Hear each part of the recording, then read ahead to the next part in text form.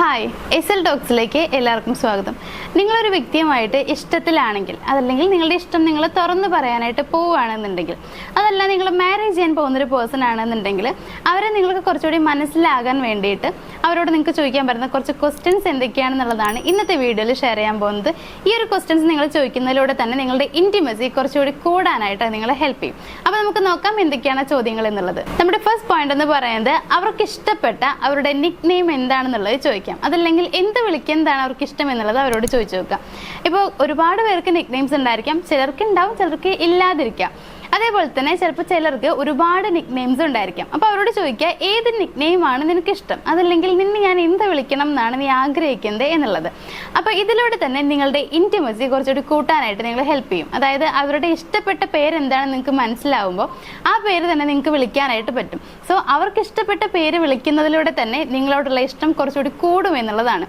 അതുകൊണ്ട് തന്നെ ഒന്നാമതായിട്ട് നിങ്ങൾ അറിഞ്ഞിരിക്കേണ്ട കാര്യം നിക് നെയിം, അവർക്ക് ഇഷ്ടപ്പെട്ട നിക് നെയിം എന്താണ് എന്നുള്ളതാണ്. ദെൻ രണ്ടാമത്തെ ക്വസ്റ്റ്യൻ എന്ന് പറയുന്നത് അവരുടെ ലവ് ലാംഗ്വേജ് ഏതാണ് എന്നുള്ളത് ചോദിക്കുക.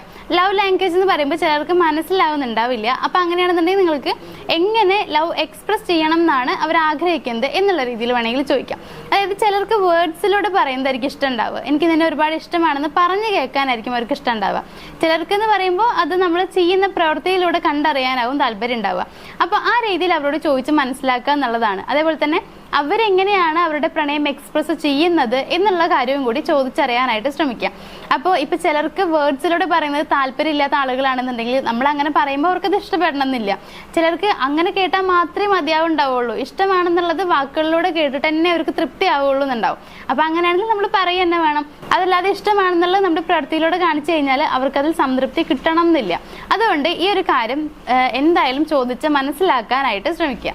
ദെൻ മൂന്നാമത്തെ ക്വസ്റ്റ്യൻ എന്ന് പറയുന്നത് അവർക്ക് റിലേഷൻഷിപ്പിനെ കുറിച്ചുള്ള എക്സ്പെക്ടേഷൻസ് എന്തൊക്കെയാണെന്നുള്ളത് ചോദിക്കാം.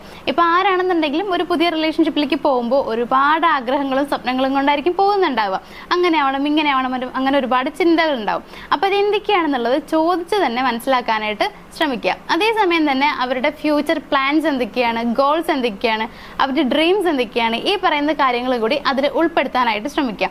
അപ്പോൾ ഈ കാര്യങ്ങളെല്ലാം തന്നെ ചോദിച്ചറിയുക. എങ്കിൽ മാത്രമേ ഫ്യൂച്ചറിൽ നിങ്ങൾ ഒരുമിച്ചിരിക്കാൻ താല്പര്യപ്പെടുന്നുണ്ട്, ആഗ്രഹിക്കുന്നുണ്ട്, അങ്ങനെയാണ് നിങ്ങൾ റിലേഷൻഷിപ്പ് സ്റ്റാർട്ട് ചെയ്യുന്നതെന്നുണ്ടെങ്കിൽ അതിന് കൂടി ഇത് ഉപകാരപ്പെടുള്ളൂ എന്നുള്ളതാണ്. അതായത് അവരെന്താണ് ഫ്യൂച്ചറിൽ പ്ലാൻ ചെയ്തിരിക്കുന്നത് എന്നുള്ളത് അറിഞ്ഞാൽ മാത്രമാണ് നമുക്ക് അതിനനുസരിച്ച് അവരോട് പ്രവർത്തിക്കാനായിട്ട് കഴിയുള്ളൂ. സോ ഈ കാര്യങ്ങൾ ഉറപ്പായിട്ടും ചോദിച്ച് മനസ്സിലാക്കാനായിട്ട് ശ്രമിക്കുക. ദെൻ നമ്മുടെ ഫോർത്ത് പോയിന്റ് എന്ന് പറയുന്നത് ഫ്രീ ടൈമിൽ എന്ത് ചെയ്യാനാണ് അവർക്ക് കൂടുതൽ ഇഷ്ടം എന്നുള്ളത് ചോദിക്കാം. ഇപ്പൊ ചിലർക്ക് നന്നായി വായിക്കാൻ ഇഷ്ടമുള്ളവരുണ്ടാവും, അതല്ലാന്നുണ്ടെങ്കിൽ പാടാൻ ഇഷ്ടമുള്ളവരുണ്ടാവാം, അങ്ങനെ അല്ലാന്നുണ്ടെങ്കിൽ മൂവി കാണാൻ ഇഷ്ടമുള്ളവരുണ്ടായിരിക്കാം, അല്ലെങ്കിൽ ട്രാവൽ ചെയ്യാൻ ഇഷ്ടമുള്ളവരുണ്ടായിരിക്കാം. അപ്പോൾ എന്താണ് കൂടുതൽ ഇഷ്ടമുള്ളത് എന്നുള്ളത് ചോദിക്കുക. അതേപോലെ തന്നെ അവരുടെ ഫേവറേറ്റ് മൂവി, പ്ലേസ്, അതല്ലെങ്കിൽ ഏതൊക്കെ സ്ഥലങ്ങളിൽ ട്രാവൽ ചെയ്തിട്ടുണ്ട്, ഇനി എവിടെയൊക്കെ പോകണം എന്നാണ് ആഗ്രഹമുള്ളത്, ഇഷ്ടമുള്ള കളർ എന്താണ്, അതുപോലെ തന്നെ ഫേവറേറ്റ് ഡ്രസ്സ് ഏതാണ്, ഇങ്ങനെയുള്ള കാര്യങ്ങളൊക്കെ ചോദിച്ചറിയുക എന്നുള്ളതാണ്. ഇങ്ങനെ പറയുമ്പോൾ നിങ്ങൾ വിചാരിക്കും ഇതൊക്കെ സിമ്പിളായുള്ള കാര്യമില്ല, ഇതൊക്കെ ചോദിച്ചറിയേണ്ട കാര്യമുണ്ടോ എന്നുള്ളതൊക്കെ. പക്ഷേ ഇതൊക്കെ ചോദിച്ചറിയണം എങ്കിൽ മാത്രമേ നമുക്കും അതിനനുസരിച്ച് അവരോട് ബിഹേവ് ചെയ്യാനായിട്ട് കഴിയുള്ളൂ എന്നുള്ളതാണ്. നമ്മുടെ ഒട്ടുമിക്ക ആളുകളിലും തമ്മിലുള്ള പ്രശ്നം എന്ന് വെച്ച് കഴിഞ്ഞാൽ അവർക്ക് ആ വ്യക്തിയെ മുഴുവനായിട്ട് അറിയില്ല എന്നുള്ളതാണ്. ഇപ്പോൾ അവരെങ്ങനെ പെരുമാറുന്നു എന്ന് മാത്രമേ നമുക്ക് അറിയണ്ടാവുള്ളൂ. അവരുടെ മനസ്സിൽ എന്താണ്, അല്ലെങ്കിൽ ഇഷ്ടങ്ങളും ഇഷ്ടക്കേടുകളും എന്താണെന്നൊന്നും നമുക്ക് അറിയണ്ടാവില്ല. പക്ഷേ ഈ കാര്യങ്ങളൊക്കെ മനസ്സിലാക്കിയാലാണ് ആ റിലേഷൻഷിപ്പ് നല്ല രീതിയിൽ പോവുള്ളൂ. അപ്പോൾ ചിലരൊക്കെ ഇതൊക്കെ ചോദിക്കണം മോശമല്ല, ഇതൊക്കെ വളരെ സിമ്പിൾ ആയിട്ടുള്ള കാര്യങ്ങളല്ലേ എന്നുകൊണ്ട് ചോദിക്കാതിരിക്കരുത്. യാതൊരു മടിയും കൂടാതെ അവരോട് ചോദിക്കുക. അവരുടെ പേഴ്സണൽ കാര്യങ്ങൾ നമ്മൾ ചോദിച്ചറിയാന്ന് പറയുമ്പോൾ അതും പ്രത്യേകിച്ച് ഇങ്ങനെയുള്ള കാര്യങ്ങളൊക്കെ ചോദിച്ചറിയുന്നത് അവർക്ക് ഒരുപാട് ഇഷ്ടമുള്ള കാര്യമാണ്. സോ അങ്ങനെ ചോദിക്കുമ്പോൾ അവരുടെ മനസ്സിൽ വരുന്ന ചിന്ത എന്ന് പറയുന്നത് എന്നെ ഒരുപാട് ഇഷ്ടമാണ്, അല്ലെങ്കിൽ എൻ്റെ ഓരോ കാര്യങ്ങളും ചോദിച്ച് മനസ്സിലാക്കുന്നുണ്ട് എന്നുള്ളതായിരിക്കും. അത് നിങ്ങളോട് ഇഷ്ടം കൂട്ടുക മാത്രമേ ചെയ്യുള്ളൂ. ഒരിക്കലും നിങ്ങളുടെ വാല്യൂ കുറയ്ക്കുന്ന ക്വസ്റ്റ്യൻസ് അല്ല ഈ പറയുന്നതൊന്നും തന്നെ. അതുകൊണ്ട് തന്നെ ഇപ്പൊ നമ്മൾ പറഞ്ഞിട്ടുള്ള ഫ്രീ ടൈമിൽ എന്ത് ചെയ്യാനാണ് കൂടുതൽ ഇഷ്ടം എന്നുള്ളതും ചോദിച്ചറിയാം. അപ്പൊ നമ്മുടെ ഫിഫ്ത്ത് ക്വസ്റ്റ്യൻ എന്ന് പറയുന്നത് എന്ത് കാര്യം കൊണ്ടാണ് അവർ ഏറ്റവും കൂടുതൽ സന്തോഷിക്കാറുള്ളതെന്ന് ചോദിക്കാം. അതല്ലെങ്കിൽ എന്ത് കാര്യം കേൾക്കുമ്പോഴാണ് കൂടുതൽ സന്തോഷം കിട്ടാറുള്ളത്, ഈ കാര്യങ്ങളും ചോദിക്കാം. ഇതിലൂടെ കൂടുതലായിട്ടും അവരുടെ പേഴ്സണാലിറ്റി നമുക്ക് മനസ്സിലാക്കാനായിട്ട് പറ്റുന്നുള്ളതാണ്. അതായത് അവരുടെ ആൻസർ എങ്ങനെയാണ് അതിനനുസരിച്ചിരിക്കും അവരുടെ പേഴ്സണാലിറ്റി എന്ന് പറയുന്നത്. സോ ഇത് കുറച്ചുകൂടി മനസ്സിലാക്കാനായിട്ട് നമ്മളെ ഹെൽപ്പ് ചെയ്യുന്ന ഒരു കാര്യമാണ്. അതുപോലെ തന്നെ ഇവരിപ്പോൾ ഏത് കാര്യം കേൾക്കുമ്പോഴാണ് കൂടുതൽ വിഷമം വരിക എന്നുള്ളത് മനസ്സിലാക്കി കഴിഞ്ഞാൽ പിന്നെ നമുക്ക് ആ രീതിയിൽ അവരോട് പെരുമാറാതിരിക്കാം. അതേപോലെ എന്ത് കാര്യത്തിലാണ് കൂടുതൽ ഇഷ്ടമുള്ളത്, അതല്ലെങ്കിൽ എന്ത് കാര്യം കേൾക്കുമ്പോഴാണ് അല്ലെങ്കിൽ എന്ത് കാര്യം ചെയ്യുമ്പോഴാണ് കൂടുതൽ സന്തോഷിക്കുന്നതെന്ന് മനസ്സിലായി കഴിഞ്ഞാൽ നമുക്ക് അവരെ സന്തോഷിക്കാനുള്ള മാർഗ്ഗങ്ങൾ കണ്ടുപിടിക്കാനായിട്ട് കഴിയും എന്നുള്ളതാണ്.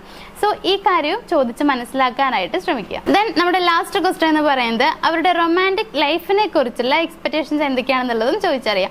ഇതും ഓരോരുത്തർക്ക് ഡിഫറെൻ്റ് ആയിരിക്കും. സോ ആ രീതിയും നമ്മൾ മനസ്സിലാക്കാനായിട്ട് ശ്രമിക്കുക. അതേപോലെ തന്നെ ഇവിടെ നമ്മൾ ചോദിച്ചറിയേണ്ട മറ്റു കാര്യങ്ങൾ എന്ന് പറയുന്നത് മാരേജ് എങ്ങനെ നടത്താനാണ് താല്പര്യപ്പെടുന്നത്. എന്തായാലും നിങ്ങൾ റിലേഷൻഷിപ്പിൽ ഉണ്ടെങ്കിൽ മാരേജിനെ കുറിച്ച് സംസാരിക്കുന്നുണ്ടാവും.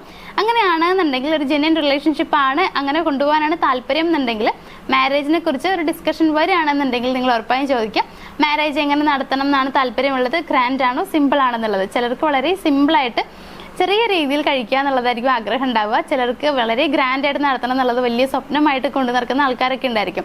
അപ്പോൾ അതും ചോദിച്ചറിയാം. കാരണം മാരേജ് എന്ന് പറയുന്നത് ചിലപ്പോൾ നമ്മുടെ ലൈഫിൽ ഒരു പ്രാവശ്യം മാത്രം ഉണ്ടാകുന്ന കാര്യമായിരിക്കും. അതുകൊണ്ട് തന്നെ അത് അവരുടെ സ്വപ്നങ്ങൾ എങ്ങനെയാണ് അതിനനുസരിച്ച് നടത്തണം എന്നായിരിക്കും അവർ ആഗ്രഹിക്കുന്നുണ്ടാവുക.